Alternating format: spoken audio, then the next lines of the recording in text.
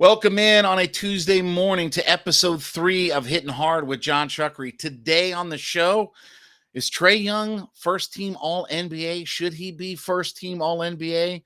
I'll try to help you and make the case for all of it.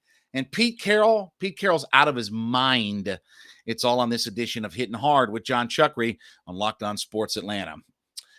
Guys, welcome in, and we appreciate you being a part of the show. We thank you so much here as we just get started with this podcast. We want you to subscribe to Locked On Atlanta.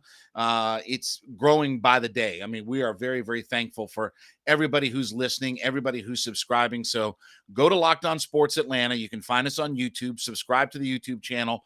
Download us. Get it on all of your audio links, Odyssey, Spotify, everywhere you find your podcast links. Download it. Listen to it. We really appreciate it. Give us some reviews as well. Tell us what you think about the show. So we want to thank you so much for being part of this network.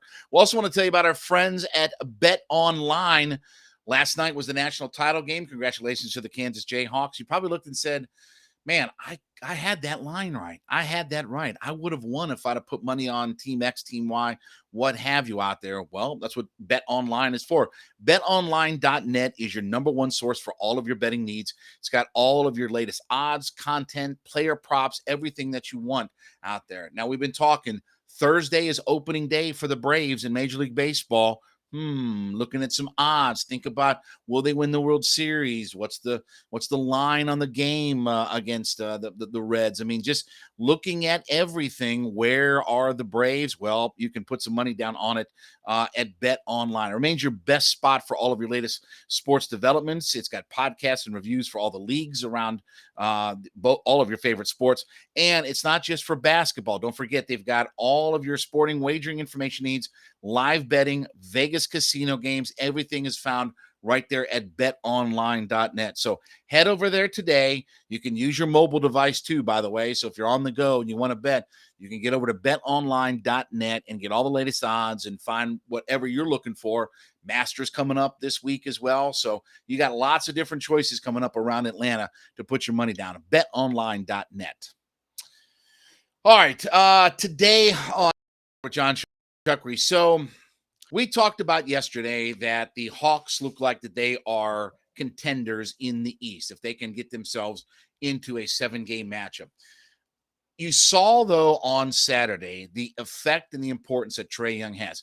For all the talk in ESPN Sports Center of, well, Durant went for 55 and Kyrie had 30, whatever. Okay, well, he didn't shoot well and he wasn't that effective.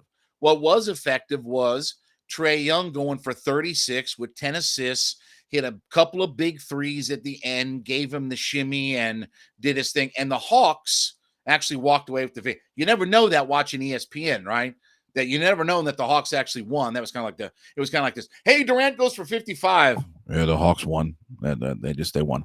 Anyway, Trae Young has been outstanding this season. And there's been a lot of talk about should he be in the MVP race or this, that, and the other. I don't know. I mean, there are a handful of quality worthy candidates. But I will say this. One thing Trae Young should get this year is first team All NBA. He should be the starting point guard on the first team All NBA team. Now, before I get into some numbers that I have here, first off, this is important to Trae Young because first team All NBA kicks in that supermax and whoop, there goes his money way up through the roof. You get first team All NBA on a supermax deal and your money just skyrockets. So it is important to him to, I don't know, put out a performance that is worthy of first team All NBA. Here's a quick glimpse, of where Trae Young stands in the world of the NBA. He's second in points overall, second most points scored, fifth most points per game, first overall in most assists, third most assists per game. He's fourth in free throw percentage. He's fourth in made field goals. He's fourth in free throw attempts. He's fourth in free throw attempts per game.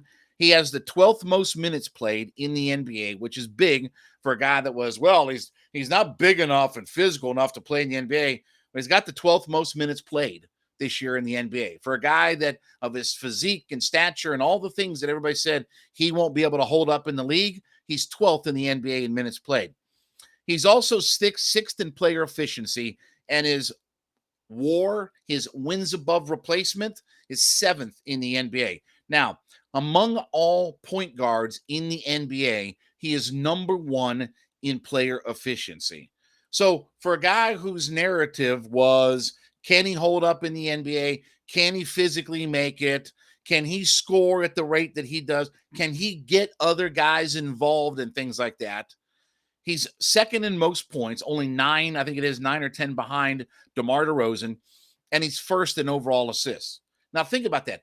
Very few guys in the history of the NBA have finished a season with the most points and most assists in the league. Now, I know everybody is excited about Steph Curry. He's the best shooter in the game. I think he leads the NBA still, and he's only played 64 games. We'll talk about that in a second.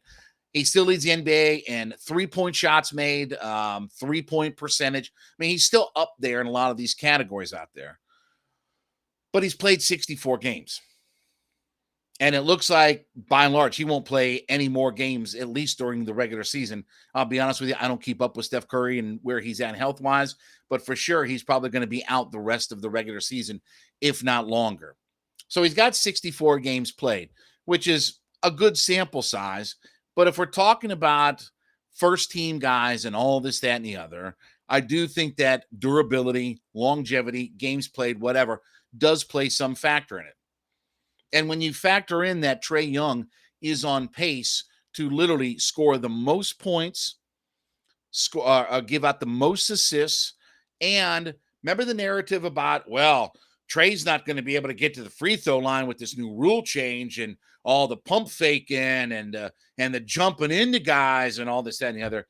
He's 4th in the most free throw attempts in the NBA this year. 4th for a guy that most people would not think is hard to guard from the standpoint of Giannis is hard to guard because if he stands out by the free throw line, he takes one dribble and he gets to the lane and you can't stop him at that point. He's going to get a lot of foul calls. And so does Embiid. Embiid's another guy who's a master at drawing foul calls. But if you look at Trae Young being 4th in the league in free throw attempts, and we know he's one of the top guys, he's 4th in the league in free throw percentage too. So we know when he gets to the line, he's going to make a whole crap ton of them. But the fact that he's getting to the line, so the fact that he's been durable, the fact that he's playing lots of minutes, the fact that he's doing everything on the court. Now, what hurts Trae Young, what hurts him is the performance of the team overall. That's why I don't think he's in the MVP discussion. When we start talking about who's the MVP of the league, I don't think Trae Young's in that discussion. I think he's, maybe in that 5 to 7 or 8 range or something like that. But because their team has not had success this year, I don't think you can get him in the MVP discussion. But when you talk about individually, first team All NBA, yeah, Trae belongs right there with everybody. Who has Trae not played better than? He's been every bit as good as Steph Curry. He's been every good as better than Luka Doncic. I mean, how many guys really right now in the league create that kind of buzz? And, for all the things that have happened with the Hawks, as we said yesterday, they might be the most dangerous team coming into the NBA playoffs. Winners of 5 in a row. They're back in action here tonight as they get back at it after a couple of days off. They're going to be up in Toronto. That's a playoff type of game because, again, both those teams are really trying to fight, scratch, and claw for their position. And as Trae Young goes, that's how the Hawks have gone. Now, that may be fair or unfair and maybe not exactly the plan that they had going into all of this, but it does speak to his greatness that if he's off and he doesn't shoot well, then the Hawks are probably not going to win that game. Hawks probably won't win. Hawks probably won't play as well. So when I look at a guy like Trae Young and I look at the numbers that he's put up there, I don't know how you keep him out of the first team All NBA, especially when you look at him being one of the most efficient players in the NBA, 6th overall, but he's number 1 amongst all point guards. And it'll be amazing because I will tell you that if he doesn't, it's going to be interesting to see how the national media starts to treat Trae Young. All right, when we get back, we'll talk a little bit more about this and sort of the media perception of Trae Young. It is hitting hard with John Chuckery on Locked On Sports Atlanta.